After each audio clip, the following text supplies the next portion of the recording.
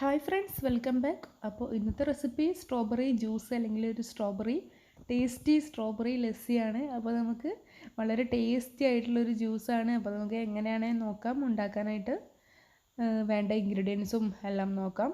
അപ്പോൾ നമുക്ക് ആദ്യം തന്നെ വേണ്ടത് കുറച്ച് സ്ട്രോബെറിയാണ്. ഞാൻ ഒരു കപ്പ് സ്ട്രോബെറി എടുത്തിട്ടുണ്ട്. അപ്പോൾ ഞാൻ ഈ സ്ട്രോബെറി ഒന്ന് ചെറുതായിട്ട് കട്ട് ചെയ്തിട്ട് എടുക്കുകയാണ്. അപ്പോൾ ഞാനിതിവിടെ മാറ്റി വെച്ചിട്ടുണ്ട്. ഇനി അടുത്തതായിട്ട് വേണ്ടത് കുറച്ച് നല്ല കട്ട തൈരാണ്. അധികം പുളിപ്പില്ലാത്ത തൈര് വേണം.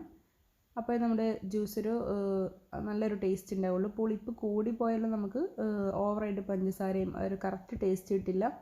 അപ്പോൾ അധികം പുളിപ്പില്ലാത്ത കട്ട തൈര് എടുക്കുക. പിന്നെ അരക്കപ്പിലും കുറച്ച് കുറവ് പഞ്ചസാര എടുക്കുക. കാരണം പഞ്ചസാര ഇത്രയും വേണം, എന്നാലും നമ്മുടെ ഒരു തൈരൊക്കെ ചേർക്കുന്നതുകൊണ്ട്, അതുപോലെ തന്നെ സ്ട്രോബെറിക്ക് അല്പം പുളിയും കൂടെ ഉള്ളതുകൊണ്ട് ഇത്രയും പഞ്ചസാര വേണം. അപ്പോൾ ഞാനൊരു മിക്സിയുടെ ജാർ എടുത്തിട്ടുണ്ട്. ഇതിലോട്ട് സ്ട്രോബെറി ചേർത്ത് കൊടുത്തിട്ടുണ്ട്, തൈര് ചേർത്ത് കൊടുക്കുന്നുണ്ട്, പഞ്ചസാരയും ചേർത്ത് കൊടുക്കുന്നുണ്ട്. ഇനി ഇതിലോട്ട് വേണമെന്നുണ്ടെങ്കിൽ ഐസ് ക്യൂബൊക്കെ ചേർത്ത് കൊടുക്കാം.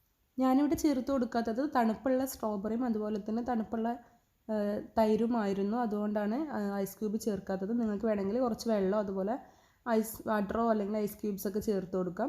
അപ്പോൾ ഇത് നന്നായിട്ടൊന്ന് ബ്ലെൻഡ് ചെയ്തെടുത്തിട്ടുണ്ട്. നമുക്ക് നമ്മുടെ സർവിങ് ഗ്ലാസ്സിലോട്ട് ഒഴിച്ചു കൊടുക്കാം.